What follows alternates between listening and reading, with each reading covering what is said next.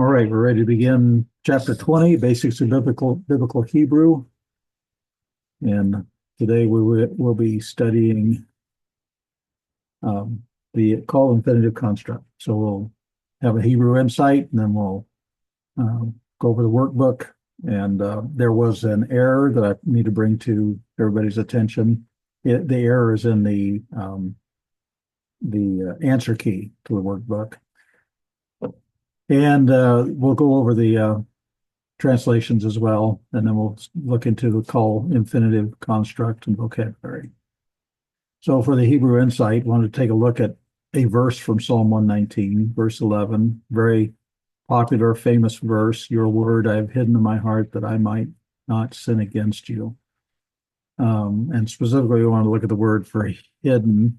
There are several words in Hebrew that are translated hide. For instance, Adam and Eve hid themselves, and that was chava, and that's not the one here. And then Rahab hid the messengers, that's also chava, and that's not the word. Moses hid the Egyptian that he killed, that was taman, and that's not the word used here. And then David hid from Saul, that's satar. So none of those are the word that we're looking at here in Psalm 119:11. The one that we're looking at here is only used 32 times in the Old Testament, and it's safan. And so what does this tell us? What is the nuance to this word hidden? We understand the hiding. We understand David hiding from Saul. We understand Adam and Eve hiding. But those aren't the ones. So in what way is it hidden in our heart? In what way do we hide his word in our heart? This word means something is treasured and valuable and is therefore hidden, something that you really value highly and you don't want anybody else to take it from you or something, or you don't want it to get lost or whatever. In this way, it's hidden. So let's look at some other examples. This word's used twice in the account where Moses' mother hid him for 3 months. She treasured her baby boy, Moses. And so she hid him. That's because he was valuable, because they saw that he was good. And so they hid him. And so that's the word that's used here. Your word I've hidden in my heart. I've treasured your word. Okay. Now, the Legacy Standard Bible, New American Standard Bible, and Christian Standard Bible give us a better view of what this word for hiding is. Your word I have treasured in my heart, that I may not sin against you. So, elaborating, if we go to more of a, this is not the, what's that version called? It's extended. I can't think of it now. Well, anyway. Just to build on this, to kind of flesh this out a little bit, I've kind of tried to express it by rewriting it a little bit. Not that I'm trying to change God's word, but just to put the emphasis on what this is saying.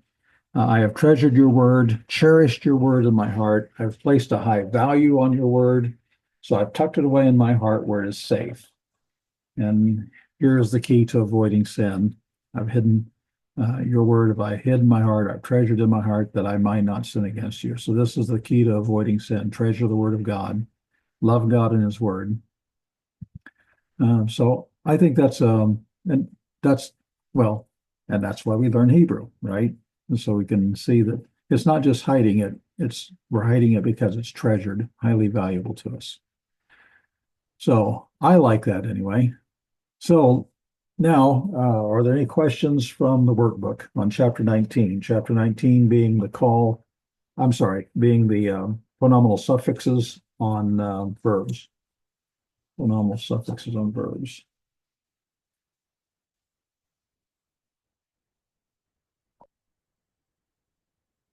Okay, the one that I was thinking of is on page 77, number 10. The answer key, if I recall right, says first person common plural, and it is not. This is third person common plural. So that's the only one I see here. I think that was the only error. Numbers 4 and 5, I was going to comment on that too. Yalad is the verb, and so that yod on the front is not a preformative. And so that's um, just to clarify that. Okay. Well, if there's no questions, then let's go to the translations, which is on. Oh, there's the notes there, number 70, page 77, number 10.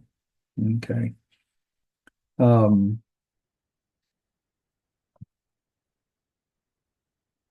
right. So for translation, pages 80, 81, first passage is from Genesis 35:12. And I'll translate it woodenly, word for word here, woodenly being rough, not smooth.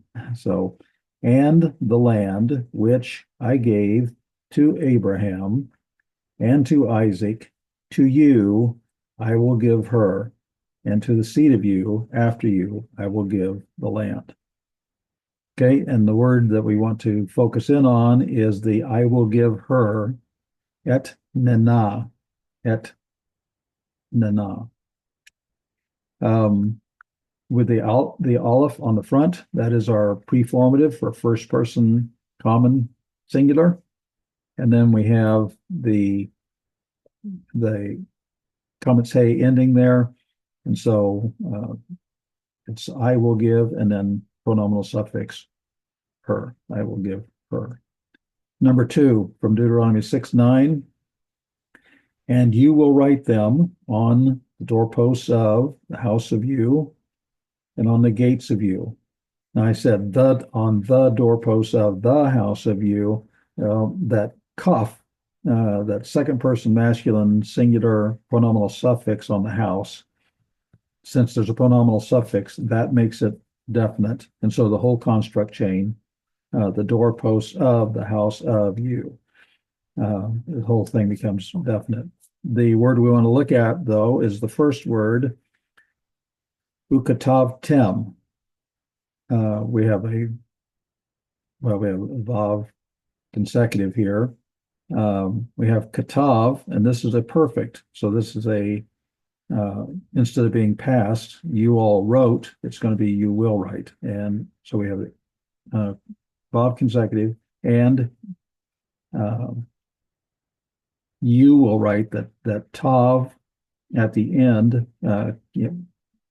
second to the last letter. That's the second second person masculine singular, and the them is the mem at the end is the third masculine plural. And you will write them. Number 3 from Psalm 23:6. Surely or truly or even or something like that. We're going to go with surely. Surely good and loving kindness. That's the word chesed. Chesed is loving kindness or steadfast love or faithful love. It's so good and loving kindness. They will pursue me all the days of the life of me, all my days of my life, and I will dwell in the house of Yahweh for length of days. And so the fourth word in, where I translate as they will pursue me, we see radaf, the resh, dalet, pay, that's the root, and it means to pursue. We have a yod preformative on the front, so it's going to be third person masculine, and then we have the shurik, there's the subformative, so it's plural.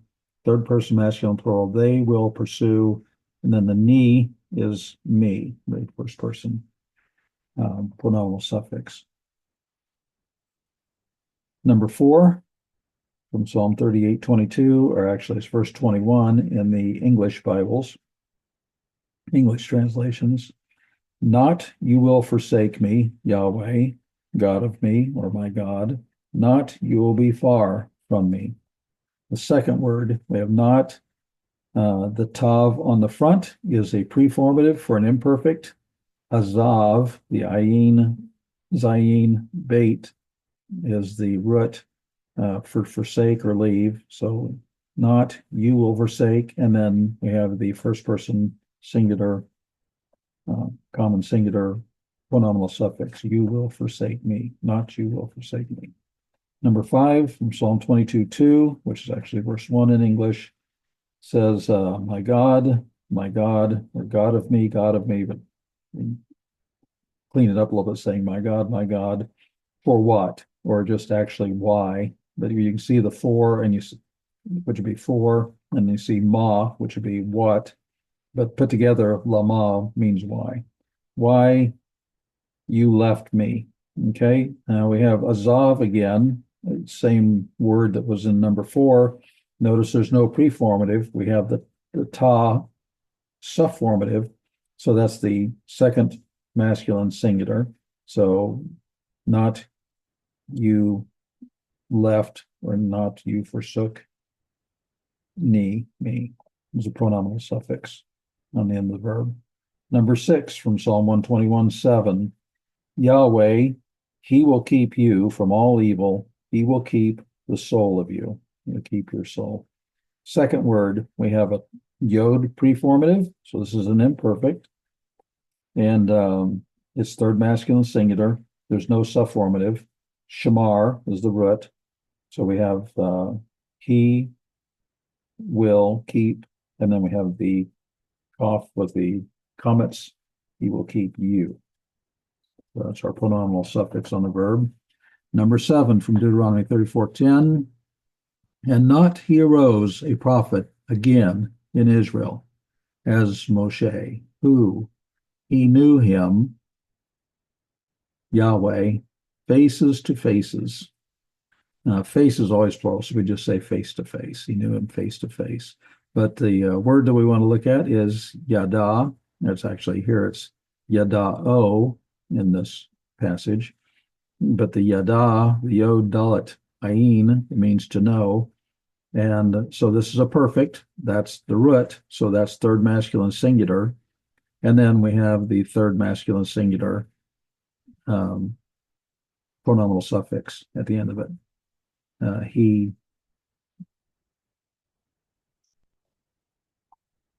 knew him. He knew him. Okay, number 8 from Genesis 37:13. And he said, Israel to Joseph, are not, that hey with the reduced patak there, that's the question mark. Okay, hello, that's kind of the way I remember it. Hello, are you not, or well, there's no you there, but are not. So let me get another running start at that. And he said, Israel to Joseph, are not the brothers of you shepherding in Shechem? Come, and I will send you to them. And he said to him, behold me. All right, and the word that we want to focus in on is the first word of the second line. We have a vav.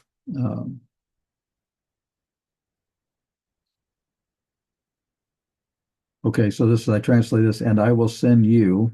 So we have the aleph preformative. That's the first person common singular. So it's I, and it's an imperfect. So I will say, okay, that's not a vav consecutive. We have this is an imperfect. The vav has got the shva. This is a conjunction. It's not so we're not going to flip it. So I will send you. Shalach is the root. So we have the aleph preformative. I will send, and then the kaf with the comets, you. Second person masculine singular pronominal suffix. Also on number 8 here, the very last word of the top line, we have lecha. If that may have thrown you, that's actually halach. And of course, the hey on halach, it acts like a one noon. It drops out, the hey drops out. And so this is an imperative. It's a masculine singular imperative. So Israel is telling Joseph, come. Now, so what's that hey at the end? We have the hey at the front end. So the root is hey, lamed, kaf.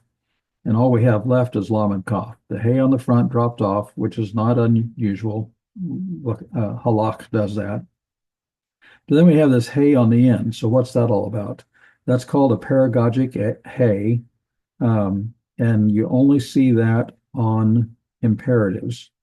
It's thought that this is done for some kind of emphasis, but we don't really nobody fully knows the rhyme and reason for using it when they do. We just kind of figure it must be some kind of emphasis. But that's what that is. That's a paragogic hey at the end. For inquiring minds who want to know. Okay. Number 9 from Psalm 8:5, which is 4, verse 4 in English. We have to include a to be verb. This is a verbless clause. It's just what man. We're going to say, what is man? Okay. We're just supplying that. If we were doing a translation, we put is in italics there, which is not uncommon. There's a lot of verbless clauses in Hebrew. So what is man that you remember him, and the Son of Man that you visit him? Okay, we have 2 verbs in this one. After the key, we have our first verb with a pronominal suffix. Tis karenu. We have the tav preformative, so it's second person masculine singular. Zakar is our root, and then the new ending is third masculine singular. So you remember him. And then the last word is the same thing. And it's not the same word, but we have the same situation. We have the tav preformative, so it's second masculine singular. Pakad. Pakad is the root. And then we have the new pronominal suffix at the end. You visit him. And then finally, number 10, which comes from Exodus 3:14. And he said, God to Moshe, I will be who I will be. And he said, thus you will say to the sons of Israel, I will be, he sent me to you all. So the reason why this is in the workbook is because the next to the last word, we have shalach. There's no preformative. That means it's a perfect. And so it's going to be past. He sent, and then me is the pronominal suffix me. He sent me. The I will be who I will be, that's usually translated I am. The imperfect, those are imperfects. We have the aleph preformative on both of those. So that's where we get the I, first common singular. So we can say I am who I am, or I will be who I will be. And then on the last line, that's also repeated, that's still an imperfect. Any questions on the translation?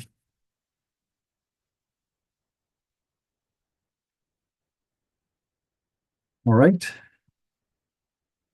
Then we'll start chapter 20, the Qal Infinitive Construct. The infinitive construct is a conjugation. We've been looking at the different conjugations. We started with the perfect, and we know that that is completed action, and so we normally translate it in the past. Katal, he killed. Okay. Then the next one we studied was the imperfect. Yiktol, he will kill. It's a incomplete action, generally translated as a future. It could be translated as a present. Okay, and those we had the 2 big paradigms to memorize. Then imperative was the last conjugation that we looked at. Katol, it just means kill, telling a man, one man, to kill. Kill. I guess we put an exclamation point there or something like that. And so today we're taking the 4th conjugation, and that's the infinitive construct. Notice it is also katol, which looks like the imperative katol. We only have 2 more conjugations, the infinitive absolute and participle, and we will, after we finish those, then we'll start looking at other stems, the derived stems. We will have looked at all the conjugations at that point. From that point on, we're going to pretty much just be looking at derived stems. I think there's two other chapters, 23 and 36, that have other information. So we're making a lot of progress here, good progress. So the infinitive construct conjugation. You don't have a lot of paradigm. We don't have a paradigm to memorize, actually. But we want to understand what an infinitive construct is. Then we want to be able to recognize the form of the Qal infinitive construct. And then we want to understand the meaning of the infinitive construct, how it's used. So first off, what is it? An infinitive is a verbal noun. You take a verb and you're going to use it as a noun. And in English, we almost always say to. So when Pharaoh heard of it, he sought to kill Moses.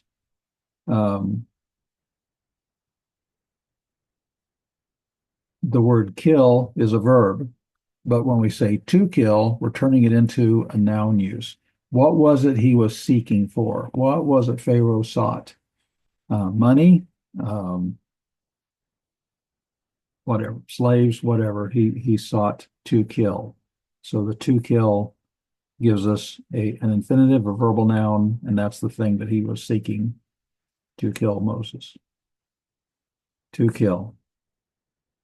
Hebrew has two kinds of infinitives. We have the infinitive construct. That's what we're looking at today. Next week, we'll be looking at the infinitive absolute. It has an entirely different function. Certainly, infinitive construct is the most used.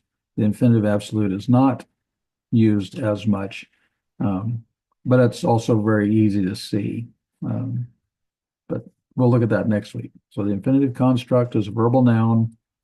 Construct. Well, when you think construct, you think of maybe like construction, like you're going to build something, you're going to add something to something, you're going to put a couple of things together, you're going to construct something.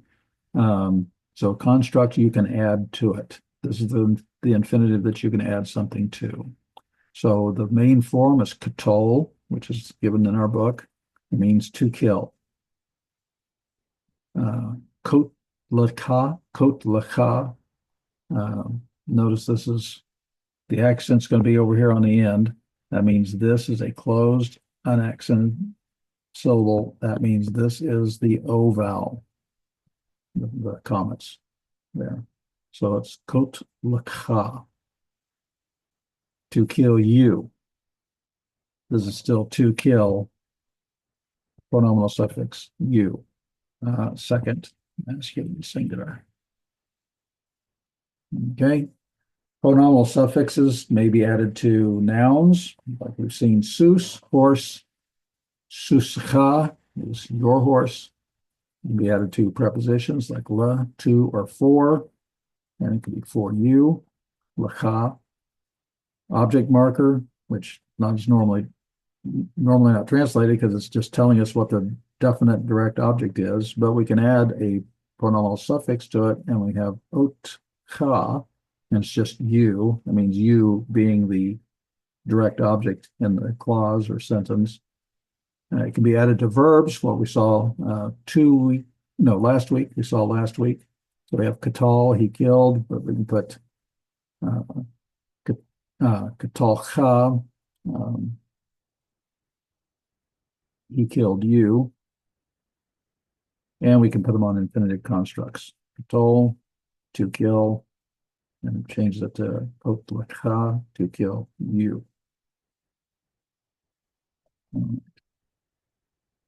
So infinitive construct, you can add to it, and we can put a pronominal suffix on the end of it and come up with to kill you. We can also add a preposition to the front. And in fact, about 85% of the time, most of the infinitive constructs do have a preposition, inseparable preposition. Most of the time, it's lamed. We'll look more at that later. It can also be a cough, and it can also be a bait. You can have the as prefixes, preposition prefixes. So we can add something to the end, and we can add something to the beginning. And this would be in order to kill you or just to kill you. Could just be this last part of it. You'd have to go by context to know whether it's telling you what the intent was here, to kill you, in order to kill you. So that's what an infinitive construct is. What are the forms of the infinitive construct? Okay. So the basic one we want to remember is Qal. And some of the infinitive constructs look similar to imperatives. One of the things, well, two of the things that you want to keep track of here, though, is if it's not direct speech, if it's not somebody telling somebody to do something, I mean, that'd be an imperative. An imperative can only be somebody's telling somebody, well, like we saw, Israel told Joseph, come. Okay, that's direct speech. But if it's not direct speech, or if it has a preposition prefix, then it's an infinitive. So that's how you can tell the difference between an imperative and a call, call infinitive construct. So Qal is the main form. Infinitives are not inflected for person, gender, number. So we're not going to look for preformatives. We're not going to look for subformatives. They don't have them. You can have the only time you have person, gender, number is when if it's got a pronominal suffix on it, and they don't always. So most weak verbs have the same diagnostics. So if we look at page 217, the top of the page, they have the imperative listed in the left column, and then they have the infinitive construct listed in the right column or the middle column, with a translation on the right in the far right column. And if you go through and look, you'll see a few red things. For instance, in the to guttural, you'll see the holum is over the het there. That's a difference. You have the holum with the lamed under the three het example, and with the three ayin, and with the three aleph. And so by and large, they look just like the imperatives. And so you have to look and see whether somebody's telling this or whether they're making a command, or if it's got a 85% of the time it's going to have a preposition attached to it. So only a slight variation. It's really not. When you see the O vowel, that's a good indication you're looking at an infinitive. The O vowel, not over the first letter, but over the second root letter. The main exceptions are when letters drop out. And of course, we've seen this many times. We know that it's the yod, vav, nun, and hey that have a tendency to drop out. So we want to look at when there's a one yod, as yod drop out, one nun that drops out, and three heys. So we'll look at those, not necessarily in that order, but when letters drop out, infinitive constructs end with a tav. And so that's the other thing. So you're going to look for a O vowel over the second root letter, or look for a tav at the end. We'll go through some examples here. So here's yashav, he dwelled, or he sat. Depends upon the context. We got a one yod there, yashav. Means he sat. This yod is the preformative. Or no, I'm sorry. That's not the preformative. This is the perfect. That's part of the root. That's part of the root. I'm sorry. So he sat. The yod drops out. We add the tav at the end, and it becomes Shabbat. And so that means to dwell or to sit.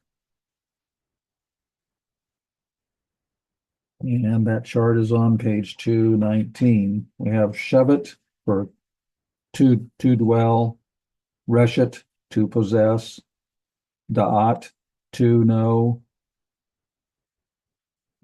zait, would be what, to go out, lechet would be halak, and that's to go, to walk. Yeah, comes from the outside. Okay, so that makes it pretty easy too. When you see a segelet or something like that, and you have that tav ending, that's another good indicator that you're looking at a infinitive construct. Okay, so we looked at 1 yods, 3 hay, bana, he built. The hay drops out. We get the ot ending, banot, to build. So we get that tav there. The chart for that is on page 218.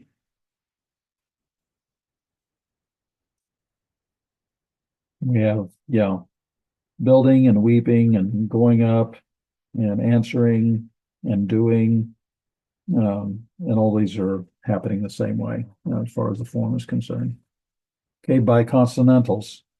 Those are also called hollow verbs. They're also called two yod vav verbs because the middle letter is yod or vav, and the yod and vav drops out.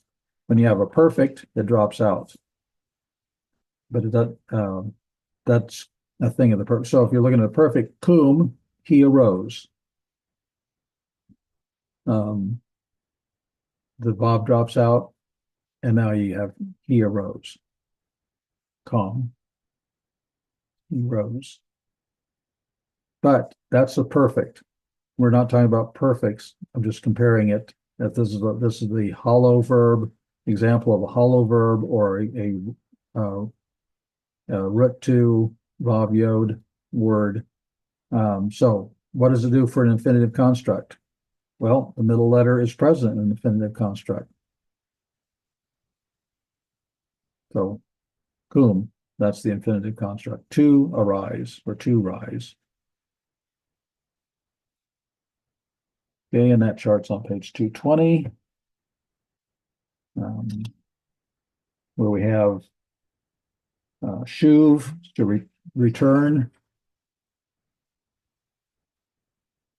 Shuv is to return. Mut is to die. But you can see that we have a vav in the first four, and we have a two vav and a two yod in the last one. And so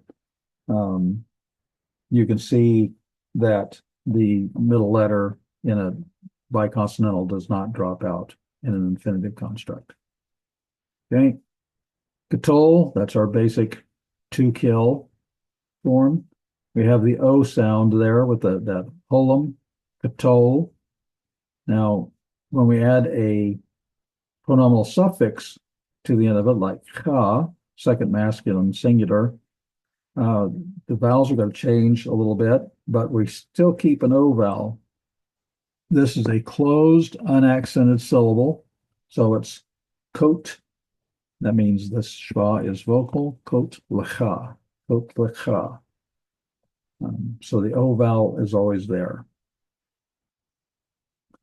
The easiest way to identify the most infinitive constructs, about 85% of infinitive constructs have inseparable prepositions, like the lamed, the kaf, and the bait. So it's, again, makes it easy to tell most of the time which it's not, if you have these prepositions on it, it's not going to be an imperative. All right. That's the form. Now we're going to go to meeting. We're going to go back to those prepositions here in just a little bit. So basic translation, katol is going to be to kill. And for this class, we're going to use to for infinitives. English has a grammatical option called a gerund. Gerunds do not exist in Greek or Hebrew, but a gerund is usually an ing word. It sounds like it's a participle, but it's still a verbal noun. For example, seeing is believing. Those are verbal nouns. Those are not participles. Seeing is believing. Participles are verbal adjectives. We'll be looking at that in a couple of weeks. A couple of weeks. Participles. Probably the most common infinitive construct in Hebrew is lemor, to say. A whole lot of this is in the first 5 books, or well, Exodus, Leviticus, Numbers, Deuteronomy. You see it. And the Lord spoke to Moses, saying, is the way it's usually translated. Saying would be a gerund. But the lemor is actually to say. And so we say, Yahweh spoke to Moses to say. That's the way I will be doing it, just to emphasize that this is an infinitive.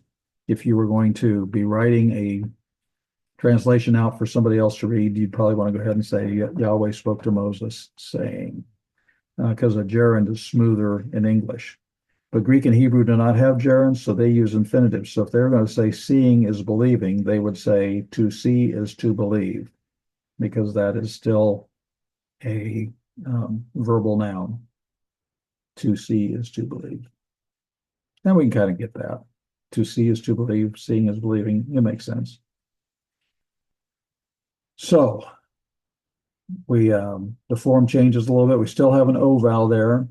Kot lecha, to kill you, or we could say killing you. Now that would be the objective you, or if it was the subjective you, it would be your killing, saying your killing. And really, if it's subjective, to say to doesn't really fit very well. Your to kill, to kill that is yours. Yeah, it just doesn't really fit well. But those are a couple of options on that. Negation of the infinitive construct. When you see BLT, if you offered a BLT to a Jewish person, they would have to say no, because they're not going to, the B stands for bacon, right? The lettuce and tomato would be fine, but a BLT, they're going to say no. And that's just the memory help that I used when I first encountered this word was BLT. No, a Jewish person has to tell you no. And that's what this is. That's a negative. So this is basically not to kill, not to kill, not to kill. We put a L in front of it. We lose the dagesh and the bait. So the VLT, you do see this a lot. The VLT is still not to kill, or it could be in order not to kill. It could be either. It could either be this whole thing, or it could just be not to kill. Because this is the to kill is the katol part there. The not is the VLT. Okay. Again, inseparable prepositions. About 85% of infinitive constructs have an inseparable preposition. Most of the time, it's a lamed. That's far and away the highest number. Liktol, to kill. Kitol, kitol. Kitol would be as to kill. The lamed is to or for, generally, one of those two. And we're going to go mostly with this to. By itself, this means to kill. The lamed doesn't change a great deal as far as the meaning is concerned. So to kill, and then the kaf preposition means as, and so as to kill. So it gives you a little temporal time value in there. And biktol, biktol means when to kill. We'll look at that a little bit more later too. So the prepositions on the front of an infinitive construct can give you purpose or result in order to, like we saw with the lamed there.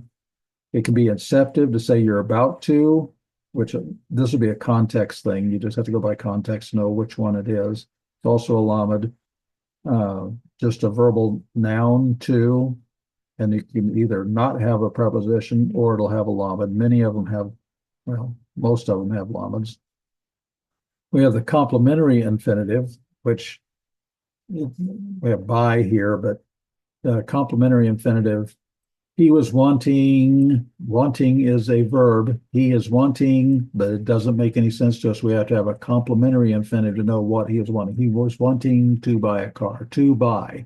He's wanting to buy a car. So that to buy is a complementary infinitive. It finishes out the verb, and that's also a lamed on the front.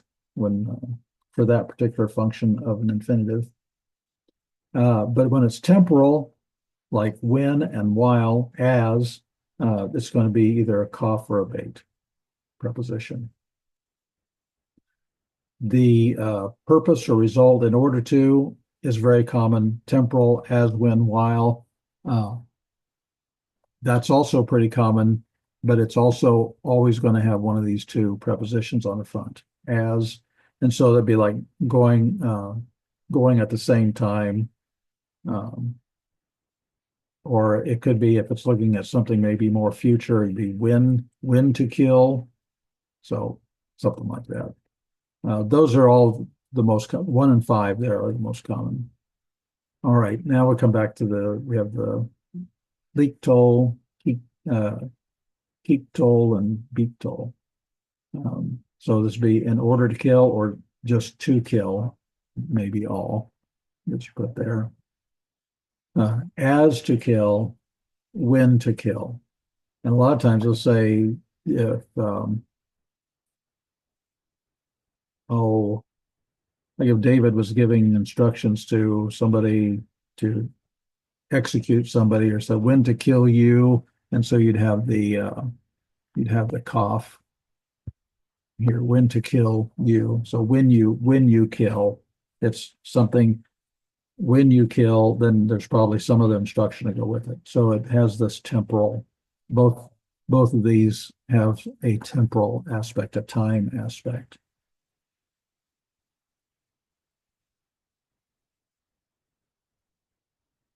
The kot lecha, in order to kill you, or just plain old to kill you. All right, that's it. So let's go with the vocabulary.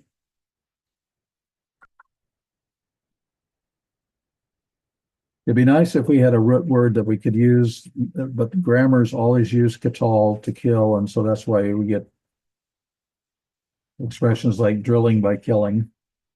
Katav means to write, but that's another strong verb, and we could memorize all of our paradigms. But katal is so entrenched, and that's why we have words like vekatal. We're talking about Vav consecutives. We have like wekatal or vaitol.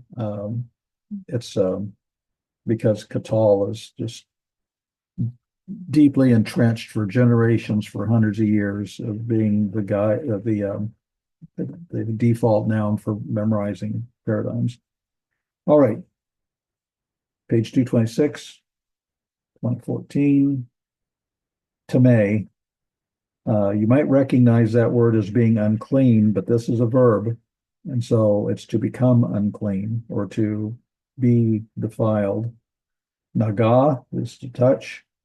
Noose is to flee. If somebody was bringing a noose to you, if you have the ability, you should flee, because unless you want to be, they're going to hang you. So that's just another memory device. If you see somebody coming at you with a noose, you want to flee. Noose is flee. Savav, we've probably seen this before. I can't remember for sure, but it means to surround. But this is a verb, savav. We see that comets and patak verb combination. This is a verb, and so it means to go around or to surround. Safar means to count. And I think I talked about this once before about counting, safar, and then somebody who writes is a sofer, and they write in a book, that's the safer. All these words are related, because if you're going to count something, you're going to write down the number of whatever it was, and you're going to put that in a book or something you're going to write it down. So those words are all related. But safar means to count. Kara, this looks very much like kara looks very much like to call, but this is to meet.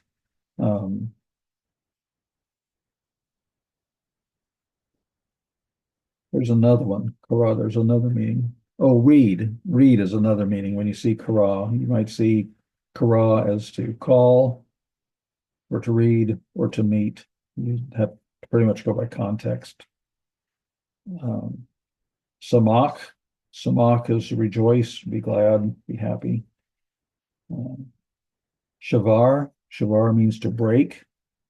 We'll be looking at that verb more when we get to some of the derived stems. Not to confuse you, but when you see it as sometimes it also means to buy grain. Like when the brothers went to Egypt to buy grain in Egypt, that's pretty sure shavar is used there. But the basic one you want to learn is break. Shavar is to break. Yain is wine. Ma'aseh is work. Avodah, sometimes people say work, but I kind of like service or labor. I like one of those other words to differentiate between ma'aseh and avodah. And when it says worship there, it's because it's like a service for worship, not a worship service like we think of on Sunday morning or Sunday nights or Wednesday nights. This would be a service like a duty, deeds that you're doing for. Well, if you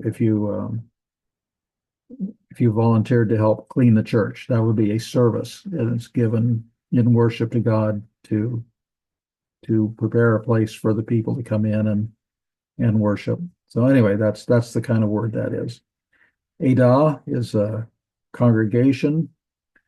I don't usually translate it assembly. That's kahal. I save assembly for kahal, but Adah, you see that a lot as the congregation was in the wilderness in the book of Numbers, that type of thing. Kerev means something that's in the midst of something, and that can be, if it's a body part, it could be your inner parts of your body, or it can even be to draw near.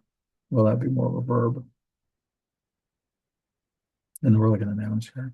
Then we have BLT. Of course, that means no. You're not going to be able to feed them a BLT.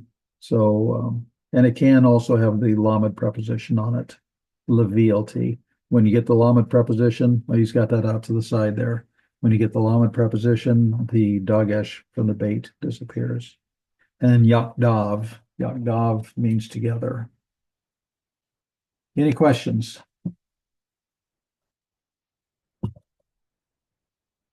All right then. So memorize chapter 20 vocabulary. Go ahead and work on exercise 20 in the workbook, and go ahead and read chapter 21.